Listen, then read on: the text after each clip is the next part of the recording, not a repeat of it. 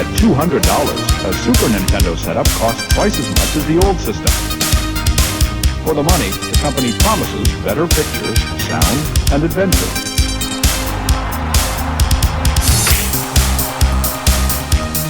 Now you're playing with power, superpower. You're the king, I tell you! The king! Only for Super NES. Only on Super NES.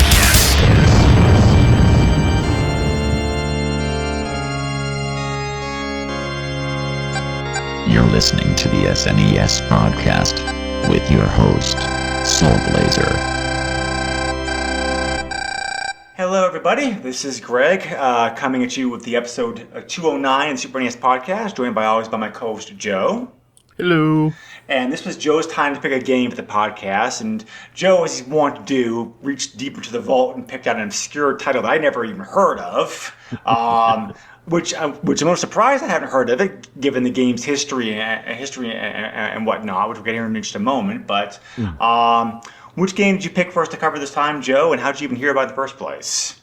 All right, I chose Biker Mice from Mars. And this is one of those things that I was actually upset that this only came out on the Super Nintendo because I watched the show and I loved this show. And to find out that they had a game, at the time I didn't know what the game was, but to find out that there was a game coming for the Super Nintendo, as a Genesis kid, I had my fingers crossed hoping that there would be a port, but no luck. So this is one of those games that when I finally was able to start emulating stuff in the early 2000s, this was like one of the first games I tried, and I love it. Spoiler. Yeah. Yeah, that's fair. This game is interesting. Like I said, this game is interesting in several ways because one, I never heard. I never heard of the game. Two, I never had heard of the cartoon that the game's based off of. Which I guess. I mean, to be fair, I was in high school and college when this came out. So it's like, right. That's probably why. Three, I don't know why this is a racing game. It is most show tie-ins, especially with cartoons, are usually either platformers or beat 'em up games. So that was one of my things with this too, because it's Konami. Yeah, number four, this is Konami game. I'm going like, well, this is when Konami was at the peak of their power, so it must be good. So and that's the thing, like right up, like when this game boots up, like, and you let it go past, the whole start screen, like it has that Turtles in Time feeling. Mm-hmm. Yep. Like it's got Biker Mice from Mars scrolling across the top, just like it says Turtles in Time in the arcade. Like it looks like that they were going to probably make this a side-scrolling beat 'em up, and then just for some reason we're just like, no, we're going to do a racing game. I mean, which makes sense because they are the Biker Mice from Mars. Yeah, like, I get it. Right? Yeah. But I would have killed for a side-scrolling beat 'em up. Let's be fair. Right. Well, it's like, Konami did deliver several other very good beat-em-up games anyway, so it's like, right. It's like, I'm perfectly okay with this being a racing game. It's a racing game. Yeah, everything you just said, it does fit into the theme of the cartoon better. So, yeah. As for your question earlier, I think the reason, even though Konami made games for Genesis, and it didn't make very good games out of the system, they, like many other companies, still tended to focus most of their effort upon the Super NES as opposed to Genesis, as far as game production went. So, some companies, some companies were the other way around. Some companies did favor Genesis as far as the games went. It's just like the big established, any company that came over to the Super NES from the NES days, like Konami, Capcom, Acclaim, whatever, they predominantly favored the Super NES because Nintendo still had their licensing restrictions in place at this time. So that was also probably the reason for it. So, but yeah, it's like I thought I played every Konami game that came out with these systems. To find one I never heard of. Really shocked me. I'm like, wow, this is a Konami game? It's like where was I? But and developed by Konami in-house, it apparently looks like, because Konami did publish Konami did publish other games that were made by made by the companies. But this game looks like it was developed in house at Konami by one of their teams. Which, ironically enough, even though the game was all made by Japanese people, this game never came out in Japan. It was a North American power release only. So. Yeah, and that makes sense. The Biker Mice from Mars, while I did a little research as well while I was playing this game and whatnot, it looks like or European audience. And then there was like a revival in 2006 that was like initially just for the European market and then came over to the US. So like, it's like, I don't know. I guess it's more popular over there than it was here. I don't know, but it sounds like Japan did not like mice. Yeah. The history of the cartoon is kind of interesting. So we should probably talk about that here a little bit. I did not know that you watched the cartoon. So it was on the air for 3 years, from 1993 to 1996. Apparently got good ratings like the time it was on. According to most sources that I found. It was made by like Marvel Productions, which is part of like Fox Kids, which is now owned by Disney. So, I was too old for the target group like this cartoon came out. So, what was the cartoon like, and how'd you like it? It's your typical episodic cartoon with anamorphic characters. This is literally, I mean, even though you were in high school and going into college, like the Ninja Turtles came out, they exploded. Yep. The cartoon was so successful that they decided any sort of anamorphic creatures that they could throw together and make a cartoon, they were going to do it. That's how we got Cowboys of Moo Mesa. We ended up getting Street Sharks. We got this, Biker Mice from Mars. Like, it's all the same formula to, basically piggyback off of the success of Teenage Mutant Ninja Turtles. I thought the animation was good. The story is what you expect. It's, for a kid's cartoon. It is a, with commercials, a 30-minute cartoon that is there to promote the toys. Yeah. And it's got a very simple plot. Like, there's basically a race of cats that are taking over Mars. And so the biker mice come to Earth to basically kind of make a stand and prevent them from being able to take over Earth. And it really doesn't get much better than that.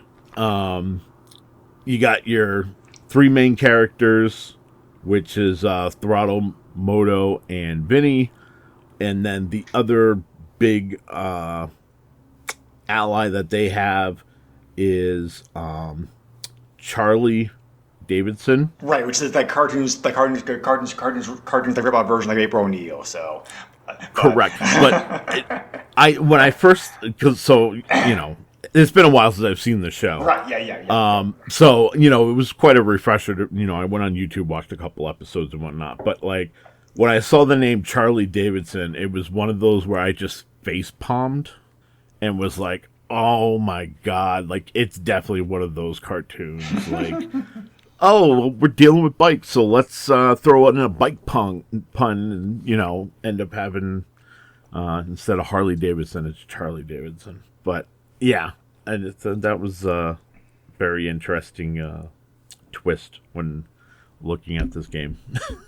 Right. I was expecting to go back and actually kind of enjoy watching what I watched.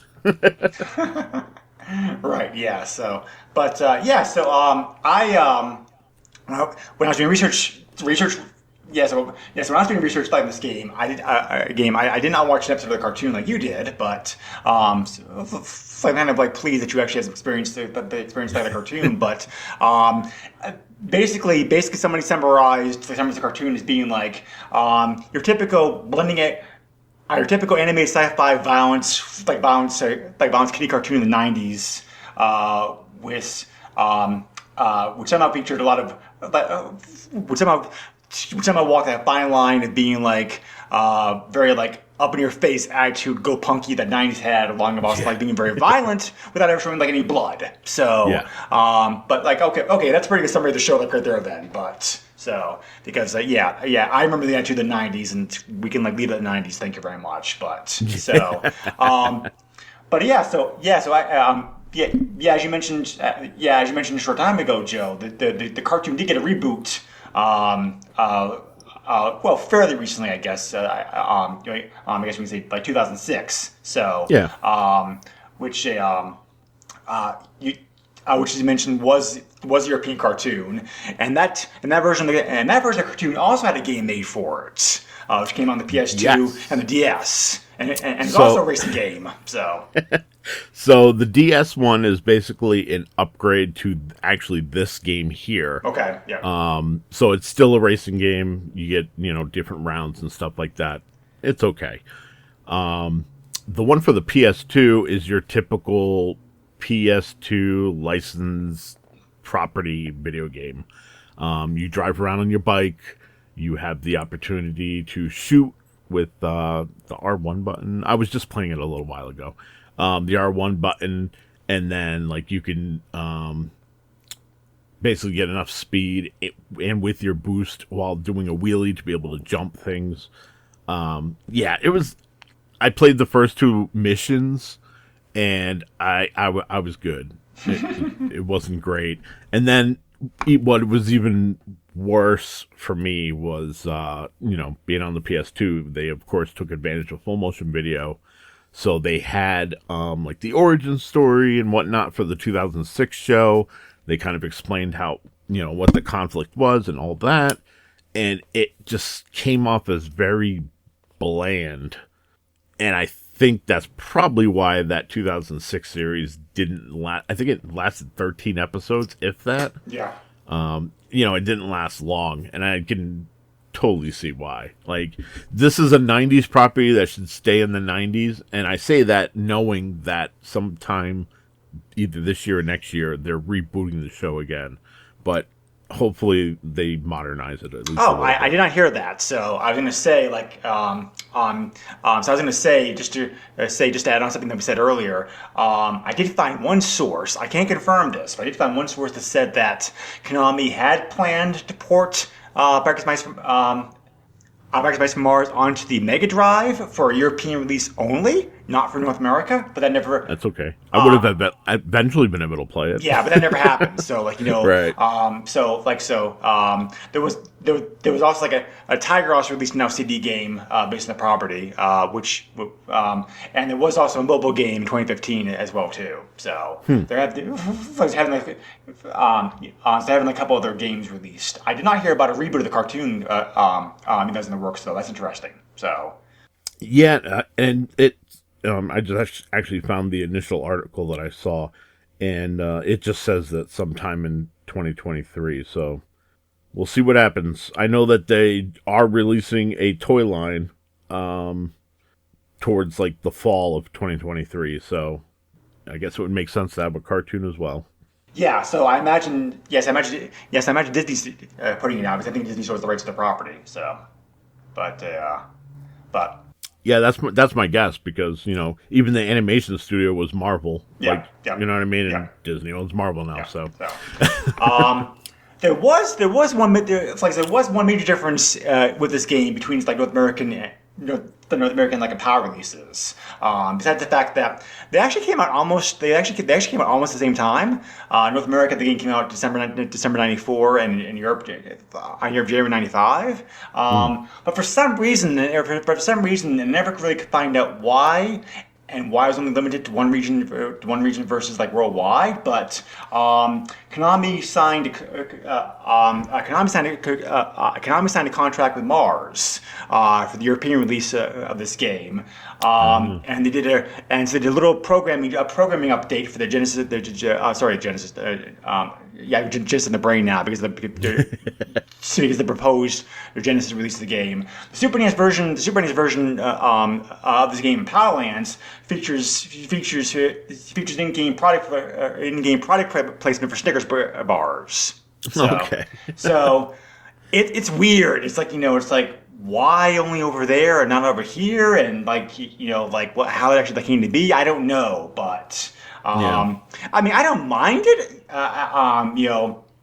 I think it's a bit cheap, kind of seeing it like in the game, but it doesn't really take away from the gameplay any. But I mean, the only difference, the only difference is like you see like signs in the background. It's like there have been, there have been real world advertisements for companies and products and racing games going away back to pole position. So it's like okay, it's weird, but I'm fine with it. So So, but and of course the PAL version of the game. The PAL version of the game plays. Obviously, the game plays slower because of the hertz difference. But I think because of that, to have the PAL version of the game it's a little bit easier. Not the North American version of the game. I think is like overly difficult. We'll talk about it here in a moment. But that version of the game does at least suffer a little bit. A little bit more gentle of a racing curve for you if you're interested in that. Yeah. So we've already said this is a racing game. Pretty typical racing games options here as far as like racing games go. You have an options screen that you can use to pick some to pick through some options. You can do things like there's both like a main course that you can do. There's also like a versus mode to play in like you want to. There's an auto acceleration function you can turn on or off in option mode, which is nice, I think. So and for the versus racings, you can also set how much engine power each player has. Yeah. So like this is a way to handicap a player if you want to, which I thought was a great touch because you don't see a lot of games these days offering that compared to like games from the 90s. Right. So to have that in here is a nice touch. I thought. So so as I usually play auto acceleration on just say wear and tear like my fingers, but. So the actual game has three modes. Like I said a moment ago, the main race, which is your typical story progression based path through the game. Battle race, which is the versus mode, and practice. So there's actually I was surprised to see like F-Zero. There are a number of characters to pick from, and like F-Zero, there is a difference between them too. But so I was very appreciative about that. You had a Throttle, Moto, Vinny, Limburger, Grease Pit, and Carbuncle to pick from as playable characters. So. I usually just use Throttle because obviously he's the most balanced racer. So, and I was looking in like complex or whatnot. So, who do you usually favor as far as the races went? So, it's gonna sound cheap to any of the audience who has played this game because they know. But I played Vinny because Vinny's got great grip. He's got decent acceleration, but his top speed is crap. But he's also got that special ability, which, each character's got a special ability and plus also a weapon. They can use. So Vinny's is like a tornado twirl, which, if timed correctly, really does a good job manipulating the corners. It's almost like drifting. That being said, like I said, his top speed is kind of but Vinny is the one guy where, like, honestly, you could upgrade his engine twice and no one's catching you because his stats are that good. So, like, once you upgrade the engine to where you can kind of keep up with the pack, if you got the timing on the tornado twirl and all that, you can absolutely decimate this game. Yeah, we haven't mentioned that yet, but it is possible to upgrade your car like in the garage, like after each race. So yes.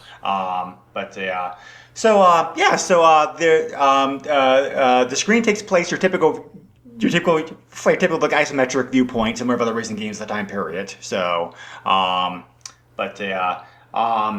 you do after each lap you do get to like you get your weapons refilled. And a random item also shows up that you can use to get some other kind of bonus, cash, invulnerability, et cetera, et cetera. So, like F-Zero, again, you have to, I have to maintain an overall rank of the top three, like to be able to advance next course. So, I forgot to write down how many courses were in this game altogether. I think it was like 16. There is 16. Yep. Okay. Yeah, that's what I thought. Actually, is it 16? I thought it was 16. No, it's 30.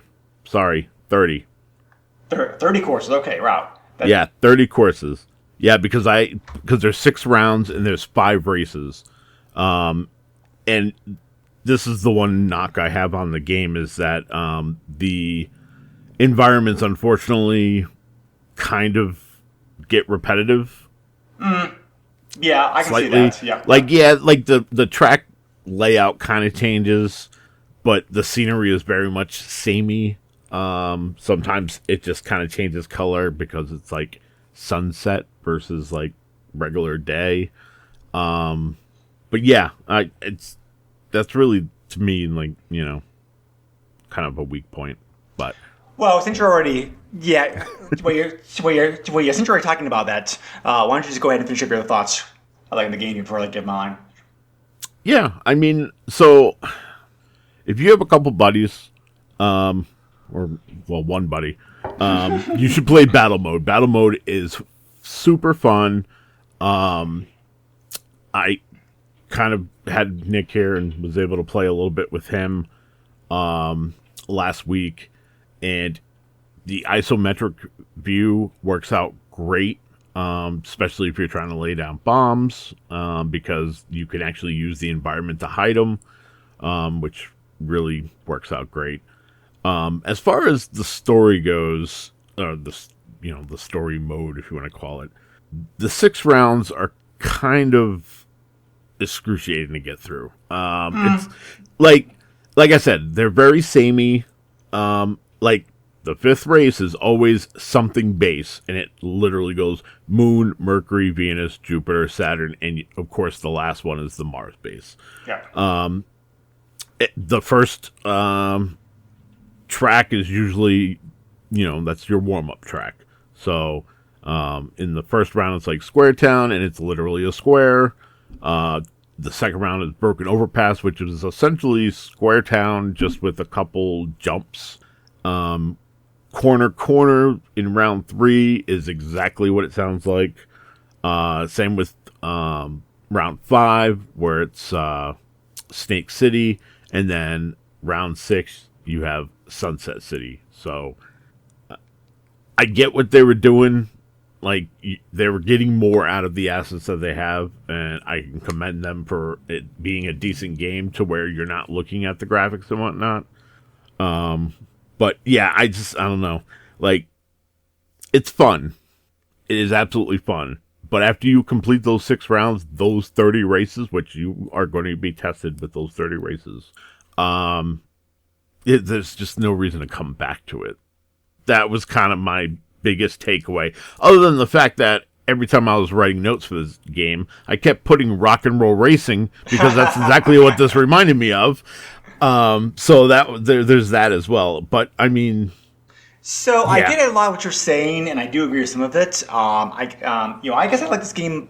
I guess I like this game like a bit better overall than you did, which is kind of surprising because I'm not the biggest racing fan. But there are some racing games I really enjoy, such as the F-Zero games. Yeah. I mean, like, first of all, this shows being a Konami game. And, I don't think Konami made a bad game during this time period, and this game's not bad either. So, because I think that you can tell it's a Konami designed game. It has a high quality polish to it that their games do. It's like, the programming's excellent, the graphics are very good, the soundtracks are great. The controls, I thought the controls in the game were great. I agree. Yeah, they're very responsive. Yeah, they are, and you can tell the upgrades. The upgrades do make a noticeable difference too. It's like you really can tell stock versus upgraded. So, The graphics, I do agree with you about the whole part about sharing assets. The cars do kind of seem like very like similar from course to course. I do think the courses look different enough though that it is. I mean, like there is some variety in the courses. You do have like desert versus city versus like whatever that weird high tech. Right. Yeah, so I mean, like, yes, the assets are reused, but I think I would enjoy seeing a bit more variety and different course layout myself too. But I think the graphics what they are fine. I mean, like, it does look like it looks like you can always tell a Konami game because of its graphics, and this game is and this game's no exception to that. That has that very typical Konami graphical layout to it. The biggest complaint I had with the graphics was I thought the bikes were a little bit too large. I think they would have been. I think they kind of. That size made it a bit difficult to get around tight corners and squeezes sometimes, I thought. I would appreciate the bikes being a bit smaller. So I get what you're saying there. I think that was a big emphasis of the show is that the bikes were like abnormally large. That makes sense. So it makes sense that they did transfer that over here. But I also feel like if you would have shrunk these sprites down a little bit, I don't think this would have been as good looking because the detail in the characters is kind of what really kind of catches your eye. Yeah, I can see that. So, but by the way, you said you played as Throttle, right? Was that the bounce guy? Yes. Yeah. What did he say before every race? I don't even remember at this point. Okay, so like one of my biggest gripes was. So we have 30 races here. I did plow through these 30 races back to back. Wow. Vinny, every beginning of every race, he said, "Helmets on!" every single time. Oh yeah, that's right. And really by the third round, I was tired of listening to him. But one of the things I wanted to point out too is like there is a pretty big discrepancy as far as points go and money and being able to upgrade. So first place nets you 300 points, second place nets you 200, third nets you 150. Then it drops. Fourth is 80, fifth is 60, and then if you end up last, it's 40 points. I did like the fact that it doesn't make you have to be in third place or better for each race. It's by the, overall. So if you mess up on a race and you end up, say ending in fourth or fifth, you still have an opportunity to come back and still place. Right. Yep. So I do like the fact that it was forgiving as far as that goes.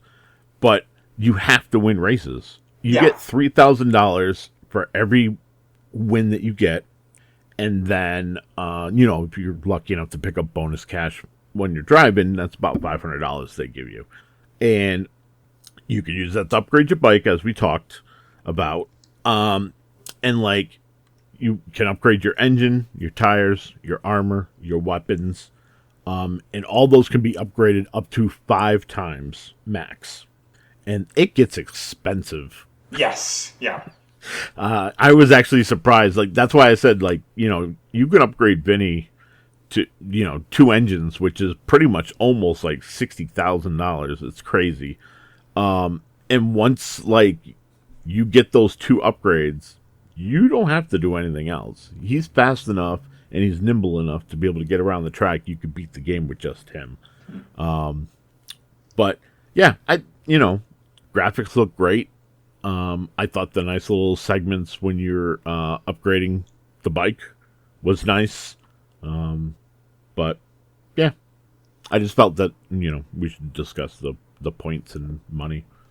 Yeah, no, I think you're right. I mean, the game, you have to be in the top 3 to advance anyways. I think the point system reflects that because at least, if you're below that, you get some points, which is nice, but you're good enough to play it anyway to advance, so as far as I get it. So, The difficulty I thought was pretty good overall in this game. I mean, like the game does get difficult, definitely toward the end, but I think the curve is reasonable as long as you've been, and as you were just talking about, as long as you're getting the upgrades, because you absolutely need those upgrades to be able to even just to place in those later courses for sure. So. Just to add on to what we were saying earlier, there's actually, the courses are divided actually across like 6 circuits with 5 races in each. So the first 3 circuits are fine. The last 3 circuits really get very complex, and you have to really have you put your skill and your upgraded mice or whatever you're driving as to make it past that point. You also will not see all the courses though unless you're playing in like a hard mode. So right. In order to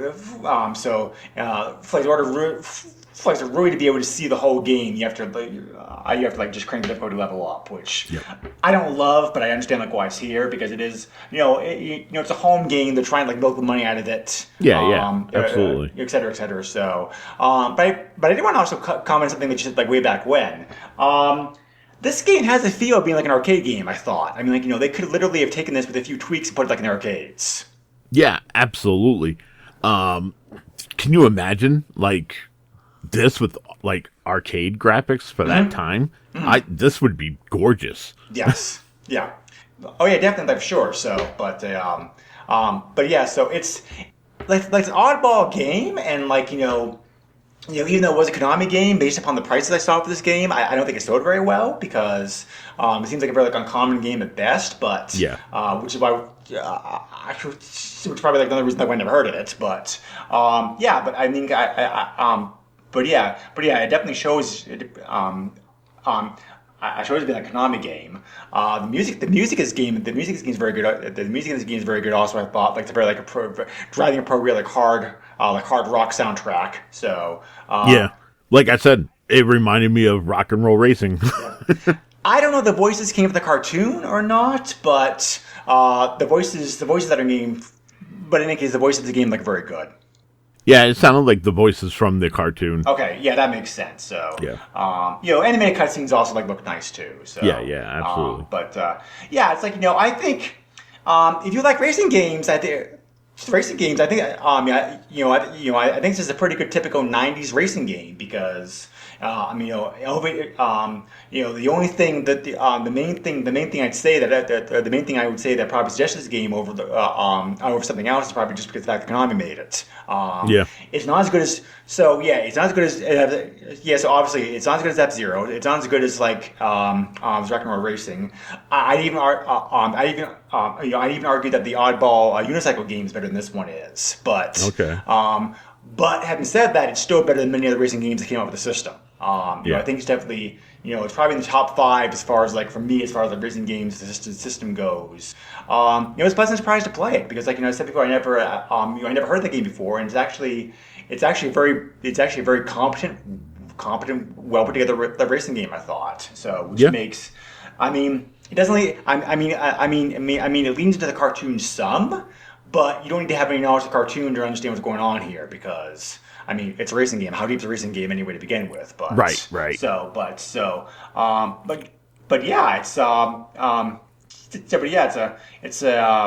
pretty typical 16-bit racing game at the time period. Just a little bit above average for the stuff on here.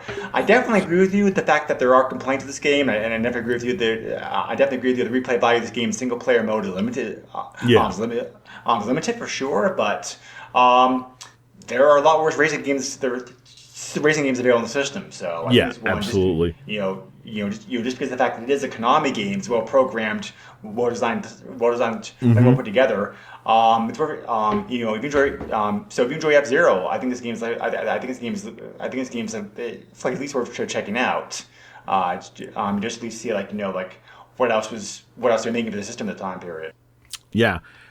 So there is a password system, so you don't have to go through it like I did. But let me tell you, one of the biggest disappointments with this game, because, I've already said, this game's good, and I agree with you, and it's fantastic. Let me tell you what beating 30 races gets you. you get a congratulations scrolling in the background, and then you're greeted with the text, "Excellent, you survived 30 races and won it all. You're a true biker." Then a still animation of your bike is shown with a quote specific to the biker that you have. Yep. And then it shows you riding into the sunset. Like, it's so Konami. When when I saw the credits and he's like riding the motorcycle with the sun going down, I was like, oh, so Konami. To be fair, like, it's a very nice graphic. It is. And then I don't know if this is because I won every race or not, but after the credits ran, I did get a "You are perfect player." Yeah, Some broken English there. Yeah. So. So, yeah, and like, like the long play of this game for like about an hour and a half. So if you're good at the game, Yeah. That's how long that's how long it would take you to go through it. An ordinary player, I think would take like several weeks. Several weeks forward to, several weeks. Several weeks to go through the game. So, but Yeah, absolutely. Especially once you get to like. Round 4, 5, and especially 6. Yeah, like F-Zero, those later circuits get like pretty nasty. So yeah, yep. But anyway, so there are 2 codes available in this game that you can use if you want to. One of them is for the actual race itself. When you're running any type of race, you can rapidly push the B button. So push the B button, like to gain a burst of energy. That's a burst of energy. So it operates like similar to Electro Nitro in that sense. There's also a fourth hidden difficulty level in this game, which is like super hard mode, which you can use the title screen by pushing. By using code on Controller 2 to access it. It's not the Konami code, unfortunately, but it's a code if you just put in Controller 2 to access that difficulty level. So the game does give you a little bit more challenge at a certain point if you want to keep playing it. So, which is nice. So reviews of this game were pretty much on the same line that Joe and I were talking about. This game got middling to good reviews when it came out. Nobody really hated on the game. Some publications loved it. Other publications gave it middle of the pack ratings. So just to give you an example, video games gave 68%. Next Generation gave it. Next Generation gave 3 out of 5 stars. Nintendo Power itself gave 13.7 out of 20. Video games, Computer Entertainment gave it 8 out of 10. So on and so on. So pretty respectable reviews.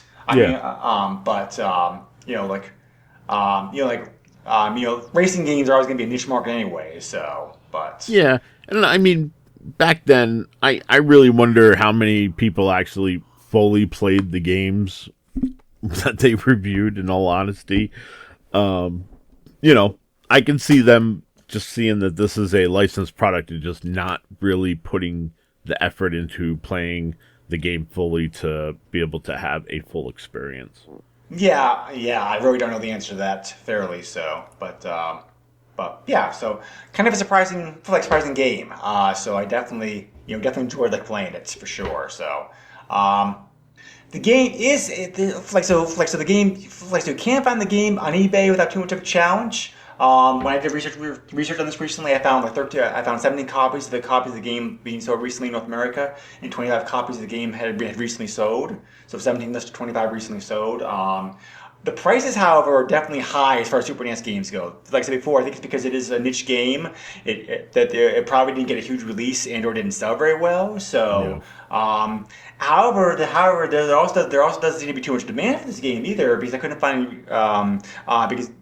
Unlike most rare games, there were no repos of the game being sold either. So, and the prices, to be fair, are higher than normal, but they're not that outrageous. Yeah. Carts of the game only. These prices include shipping from North America. The card of the game starting anywhere on eBay anywhere from $60 to $110. So. I mean, yeah, like I said, a little bit pricier for Super NES game, but not that bad. Right. CIB is obviously going to be much more expensive. I only found two copies. I only found two copies of the game that were CIB that sold recently. One for 173, then one for 211. So a little more pricier if you want to get a complete copy of the game. But so and this game's also not pre-released for obvious reasons. So Right. licensed property and all that. But yeah. So I mean, so if you want a copy physically, it's a little expensive, but not that bad. But definitely more expensive than your usual Super NES game. But I wouldn't say that considering the fact that the game seems to be uncommon, I wouldn't say it's I wouldn't say that's an outrageous price either. So Yeah. And, I mean, to be fair, as much as fun as you will have with this game, definitely emulate it. I feel like those prices are a little too high to be able to have the cart. yeah, unless you're a collector, of course. Well, right. Yeah. So, but anyway, yeah. So kind of a surprising game on the system. I wouldn't go so far as say it's a hidden gem in the system. But it probably is Konami's least known game for the system by sure. So. Because I said I never heard this game, like you mentioned it. So, so if you like me, are listening to this out there, never heard this game either, and also like Konami games this time period, it's definitely worth checking out for sure. So, there are better racing games available in the system. Having said that, though, this is not a terrible game. So, I think that pretty much wraps up my thoughts on this game. How about you, Joe? Like anything else? Yeah, like I said, I feel like if you want to play it, emulate it. If you're a collector, buy the cart. But this shouldn't be. It's a good game, but it's not one that you should be spending $70 on. Sure. Yep. But anyway, so thank you again. Thank you as always for listening to this episode. We very much appreciate it. We are coming at you next time with another it was obscure when it came out. It came out like this game. It has become like a very popular game. So I was able to sweet talk Joe into covering one of my favorite games in the system, Harvest Moon. So this is like a franchise still running strong today. Many other games have taken inspiration or ideas from this, such as Stardew Valley, and all pretty much got to start here in this one game. So I say sweet talk because Joe's not the biggest simulation fan out there, but this game's a very interesting hybrid of game types, which I was saying to him off mic. So hopefully this time around he might soften the game a little bit, but we'll find out when we come back to you again in 2 weeks. Yeah, we'll see. And I myself have not played this game in a long time either, so I'm curious to see how it holds up because this version of the game, unlike some of the other later versions of the game, has not been released. So while it's not as hard to find as the Super NES version of the game is not as hard to find as say the N64 version of the game, which goes for stupid expensive money these days. It is more of it is still more of an uncommon game to find for sure. So, these are times. And I wish I really had kept my copies. When I wish I kept my copies of this game for both the Super NES and N64 because they both go for mad money these days. But hindsight 2020 and all that, right? So, right. So. Anyway, you can find us on Facebook. You can also send me an email if you want to. The email is the SNES podcast at yahoo.com. We're also a proud member of the the Geek Network. We can also find this show among many other great shows, both virtual gaming and non-gaming related. Joe, where can they find you at? I have a very public Facebook. Buyer beware. I also rebooted the Radical Retro Roundup, so you can actually now Google that, and it's one of the first things you're going to see, which is awesome. And that's available anywhere you get this podcast. And then, I'm on Twitter at JOESUX30, and I think that's pretty much it. Yeah. Okay. Well, Yep, sounds good. As always, we appreciate you listening to the podcast. Everybody out there, stay safe, be well. We'll catch you again next time. Later, all. Bye. Nintendo controls 80% of the video market. But no matter how you play the game, or which game you play, things definitely have come a long way since Pac-Man. Now you're playing with power. Super power.